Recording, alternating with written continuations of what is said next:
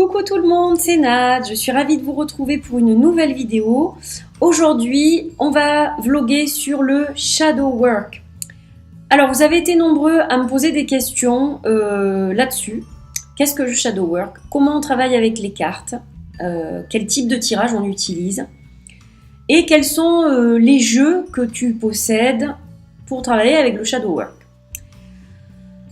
Ces questions m'ont également été posées lors de la question du lundi. Donc je les ai retirées de la boîte, je l'avais dit lors d'une question du lundi.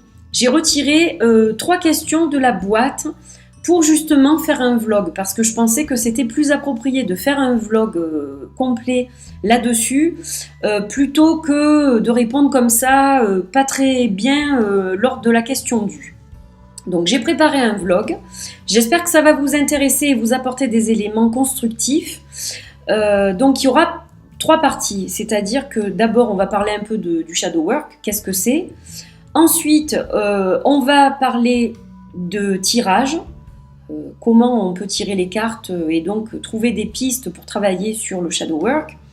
Et en dernier, je vous montrerai des jeux de cartes qu'on peut utiliser pour le shadow work. Donc, tout d'abord, qu'est-ce que le shadow work? Qu'est-ce que c'est que cette bête? On m'a demandé ça plusieurs fois. Donc, il y a énormément de documents en anglais. Il y a très peu de choses en français. Parce que souvent, ce n'est pas... c'est traduit et donc, du coup, on n'a pas le mot shadow work. Alors, shadow, c'est notre ombre, nos zones d'ombre, notre part d'ombre. D'où ça vient? D'où qu'est-ce qui vient ce mot? Donc, en fait, ça vient des théories de Carl Jung. Selon Carl Jung, on est composé de trois entités, de trois choses. Donc, il y a le moi, donc l'ego. Il y a la persona, donc l'ensemble des rôles sociaux, les masques qu'on peut porter au quotidien. On montre certaines facettes de nous et d'autres non. Donc ça, c'est la persona. Et il y a le shadow, l'ombre. Et donc l'ombre, eh ben, c'est tout ce qui n'est pas dans l'ego et dans la persona, c'est dans l'ombre. Ce sont des choses qui font partie de nous et dont on n'a pas conscience parce qu'elles ont été mises dans l'ombre. Et bien donc c'est ça souvent qui fait qu'on n'est pas bien, on ne sait pas trop pourquoi et sur quoi on doit travailler. C'est parce qu'il faut aller chercher, creuser dans cette zone d'ombre pour justement mettre tout ça en lumière et faire de ces ombres une force positive. Voilà. Donc en fait, il faut accueillir cette part d'ombre, il faut l'aimer cette part d'ombre, et il faut la mettre en lumière, il faut la transformer pour qu'elle devienne quelque chose de positif pour soi. Il faut que ça devienne un atout et non pas une faiblesse. Donc voilà, en gros, vraiment en gros, ce que c'est donc le shadow, l'ombre. Voilà comment je peux vous expliquer ça en bref pour que vous puissiez comprendre et que ça vous dise tout de suite quelque chose. Alors, il faut faire la part des choses maintenant concernant émotions et sentiments. Il y a 7 émotions de base. L'émotion, c'est quelque chose de physiologique qui n'a pas de lien avec le mental, c'est-à-dire que c'est quelque chose qui va provoquer une réaction physique, mais ce n'est pas en lien avec le mental, c'est juste physiologique en fait. Et une émotion en principe c'est assez bref, sauf que dans certains cas, ça va rester, ça va engendrer un sentiment, donc le sentiment lui par contre va rester. Et voilà souvent les casseroles que l'on traîne. Donc par exemple, un enfant qui, je ne sais pas, qui fait une bêtise, admettons, voilà, on va le gronder. Et cet enfant va vouloir pleurer. Il exprime sa tristesse puisqu'on le gronde, il voit qu'il a fait une bêtise, donc il va vouloir exprimer sa tristesse. Et là, le parent va lui dire « Mais non, on pleure pas ici dans notre famille, on pleure pas, il y a que les cons qui pleurent, etc. » Donc cet enfant, qu'est-ce qu'il va faire? Il va refouler son émotion instantanée, il va refouler ça et il va avoir un sentiment négatif qui va se construire en lui, en fait. Ça va faire partie de sa part d'ombre. Donc, si on lui répète ça pendant X années, quand il va devenir adulte, il sera fragilisé, il sera peut-être trop timide, il n'ira pas vers les autres. Ça aura déclenché des choses, ça l'aura bloqué à certains niveaux. Et voilà donc les shadows, nos ombres, eh bien, c'est là qu'on creuse et qu'on travaille dessus. Quand on est adulte et qu'on ne sait pas toujours ce qui va de travers, c'est comme ça qu'on se dit, bon ben là, il y a un truc qui ne va pas, il faut que je creuse et que je sache d'où ça vient. Donc souvent, ça vient de l'enfance ou de l'adolescence. Parce que quand on vient au monde, on vient comme un disque dur vierge et on est dépendant. Donc finalement, c'est notre entourage qui va nous construire au départ. Donc d'abord, on a l'influence de nos parents, ensuite l'influence de nos enseignants. Voilà, on grandit avec des bagages qu'on n'a pas choisis au départ. Donc, ça peut créer certains schémas de comportement. On est tous différents. Dans une famille, on fonctionne comme ça et la personne va prendre un chemin, un certain chemin.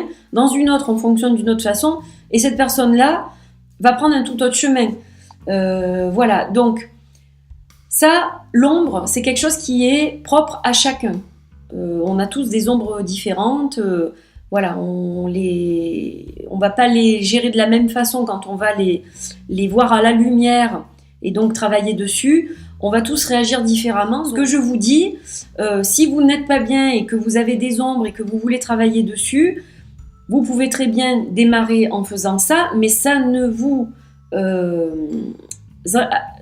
abstenez pas de consulter un professionnel. Hein, voilà, que ce soit bien clair. Je préfère mettre les choses au clair parce que mon but, ce n'est pas que vous restiez isolé avec vos ombres. Le but, c'est que justement, vous puissiez les mettre en lumière. Donc, si vous ressentez le besoin d'être accompagné, et si vous devez être accompagné, surtout, vous le faites. C'est très important. Donc ça, c'était la première partie. Alors, la seconde partie, travailler avec nos ombres. Comment on fait pour travailler avec nos ombres avec les cartes, hein, parce que c'est ça la question la plus demandée, je crois. Shadow, bon, je pense que la plupart d'entre vous, vous savez ce que c'est, mais j'ai préféré quand même repréciser, je pensais que c'était une bonne introduction pour le vlog. Donc, les tirages. Comment on travaille avec nos ombres? Alors, on va finir cette première vidéo, puisqu'il y aura au total 3 vidéos. On va finir cette première vidéo avec quand même un exemple de tirage, parce que sur le coup, je voulais faire l'introduction, une vidéo avec les tirages, une vidéo avec les jeux, mais j'ai pensé que c'était sympa quand même de finir, de clôturer avec un premier exemple. Alors, le premier exemple, il va s'effectuer avec le Santa Muerte Tarot de Fabio Listrani, un tarot magnifique qui célèbre la vie et qui est justement très coloré, très positif. Alors ça, je vous en reparlerai quand on parlera des jeux, mais je n'utilise pas forcément des jeux sombres pour faire du shadow work. Il y a des gens qui pensent qu'on doit utiliser absolument des jeux sombres, ce n'est pas le cas. Je parle pour moi, hein, mais j'utilise aussi des jeux moins sombres, voilà. Il y a des jeux sombres, mais il y a des jeux moins sombres. Donc, je vous retrouve dans 2 petites secondes, le temps de baisser la caméra, et on va donc regarder ensemble ce tirage.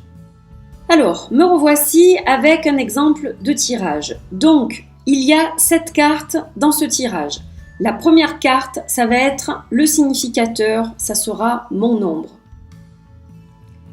Donc, je vais tourner cette carte. J'ai le 3 de Pentacle. Qu'est-ce que ça peut vouloir dire d'avoir le 3 de Pentacle en significateur?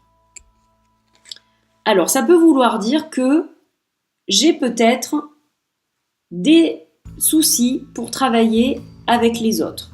J'ai des soucis relationnels peut-être au travail, puisque les pentacles, ça représente aussi quand même l'argent. Donc, ça peut être peut-être lié au monde du travail. Donc, pourquoi est-ce que j'ai du mal à travailler avec les autres? Pourquoi j'ai du mal à faire équipe? Voilà, je travaille mieux en solo qu'avec d'autres. Il y a une raison à ça. Donc, mon ombre, ça va être ça. C'est relationnel, c'est j'ai du mal à travailler avec les autres, à construire quelque chose. Voilà, j'ai du mal, je ne sais pas pourquoi. Donc ça, c'est le significateur. C'est un exemple, hein, ça va peut-être pas vous parler, peut-être que vous l'interpréteriez différemment, mais justement, quand vous allez faire du shadow work, c'est vous qui allez trouver le sens des choses. C'est logique, puisque l'ombre, elle est en vous. Donc, la deuxième carte, la carte numéro 2, c'est celle-ci. Que dois-je accepter ? Donc là, on a le 3 de bâton à l'envers.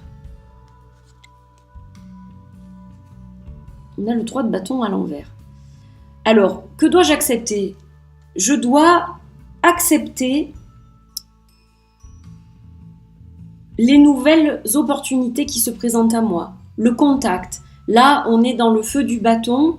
Donc, voilà, je dois travailler là-dessus. Travailler sur le contact, travailler sur le fait d'avoir de nouvelles opportunités. Alors, c'est pas toujours évident, bien entendu, hein, ce n'est pas évident, la carte est à l'envers. Donc, il y a un blocage, il y a un challenge là. Mais il faut vraiment que je persiste et que je signe là-dessus. Donc, on a un 3 ici, un 3 ici. Il y a aussi, là, le chiffre 3, la Trinité. 3, c'est la créativité. Je dois vraiment travailler sur mon sens créatif aussi. Ça peut vouloir dire ça. Donc, ensuite, la troisième carte. Que dois-je pardonner ? Elle est encore à l'envers. Le page des bâtons. Que dois-je pardonner ? Je dois me pardonner moi-même. Le page des bâtons, c'est moi, là. Je dois me pardonner moi-même d'être novice, d'être comme un petit enfant qui débute dans ce qu'il va entreprendre. Voilà, je dois être tendre avec moi. Je ne dois pas être dur avec moi.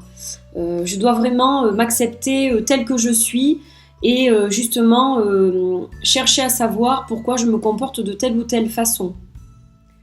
On a une quatrième carte ici qui signifie, qui pose la question « De quoi dois-je me libérer ?» Le 9 de bâton. De quoi dois-je me libérer ? Souvent, je me sens, je vais vous la montrer peut-être dans ce sens. Souvent, je sens que j'ai accompli de grandes choses, j'ai vraiment fourni beaucoup d'efforts, mais finalement, qu'est-ce qu'il en résulte ? Il en résulte une grosse fatigue, et puis je me mets des barricades tout le temps, enfin j'essaie de me surprotéger quelque part pour justement moins souffrir. Bon, je dois me libérer de ça en fait. C'est un carcan de toujours essayer de se préserver, voilà. Là, on dit, il faut laisser aller, il faut pas se poser trop de questions parce que là, on se met des barrières finalement. Voilà, il faut faire tomber les barrières pour pouvoir avancer.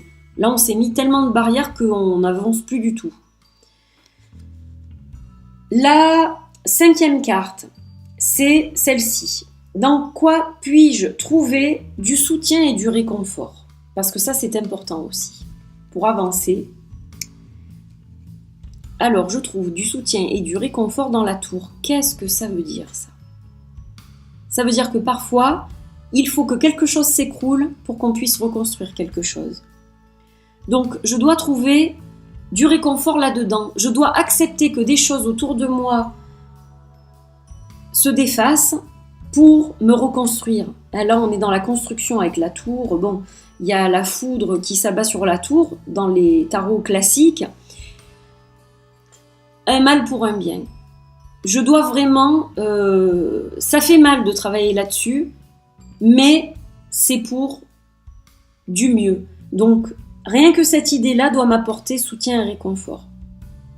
C'est là-dedans, c'est en travaillant sur moi, vraiment que je vais me reconstruire et trouver du soutien et du réconfort. Ensuite, on a la carte numéro 6. Comment puis-je m'élever ? Alors là, on a le 10 des bâtons. Je dois me décharger du fardeau qui pèse si lourd sur mes épaules. Parce que quelque part, j'aime me faire souffrir là. Je le porte ce fardeau. Il n'attient qu'à moi de le poser de m'étirer pour reprendre des forces et ensuite je regarde ce que j'ai dans mon panier qui pèse si lourd, je garde ce dont j'ai besoin, le reste je peux le laisser à terre et continuer ma route et je serai plus légère, plus léger. Voilà, hein? Donc voilà un exemple un peu de comment on peut interpréter les choses. Ensuite, la dernière carte, comment puis-je faire la paix avec mes émotions? La grande prêtresse, la méditation, la lecture. Pourquoi pas aller voir quelqu'un qui va pouvoir me guider? Donc ça peut être un thérapeute, ça peut être quelqu'un de plus spirituel, mais de la guidance, j'ai besoin de guidance. Tout seul, je ne pourrai pas faire tout le travail. La grande prêtresse, j'ai besoin d'elle en fait, j'ai besoin d'être guidée. Voilà ce qu'elle nous dit, cette carte.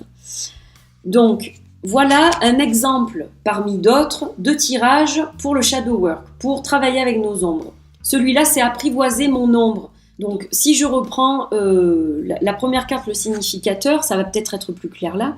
Donc, qu'est-ce qu'on voit? On voit quelqu'un qui a planté des graines, donc il y a des choses qui poussent et il arrose ces choses-là. Donc, nous, eh bien, on a un problème pour ça. On a un problème pour aller au bout des choses, exprimer notre créativité, travailler aussi avec les autres. On a vraiment un problème là-dessus. Clairement, c'est ça qui se manifeste. On nous dit de laisser tomber les barrières, de lâcher notre fardeau. Ça, on a le pouvoir de le faire. Et il faut accepter que ça fasse mal là tout de suite maintenant, parce qu'ensuite on va se sentir beaucoup mieux. Et la dernière carte, donc, pour faire la paix avec ses émotions, et plutôt les sentiments qui découlent des émotions qu'on a pu ressentir tout au long de notre enfance ou de notre adolescence, ou même de notre vie d'adulte s'il y a eu un événement douloureux particulier étant adulte, quand on était adulte. Là, on a la force de pouvoir trouver de l'aide et de pouvoir être guidé. On peut trouver des solutions et s'en sortir. Donc, c'est un tirage qui est quand même plutôt positif, même si au départ, ça vient de choses un peu, qu'on peut voir un peu du côté négatif. On voit qu'il y a la lumière au bout. On voit qu'il y a la lumière au bout. Donc, c'est important que vous puissiez trouver votre façon de travailler en shadow work. Ça, c'est un exemple parmi tant d'autres. Donc, voilà un premier exemple de tirage. Interprété par moi d'une certaine façon. Pour vous, ça peut être tout autre. Mais je voulais déjà vous montrer un petit peu comment on peut faire un tirage et travailler sur soi. Donc j'espère que cette vidéo vous sera utile. Je vous retrouve très vite pour une autre vidéo avec d'autres tirages. Je vous souhaite une bonne fin de journée, plein de bisous et à très bientôt. Bye bye!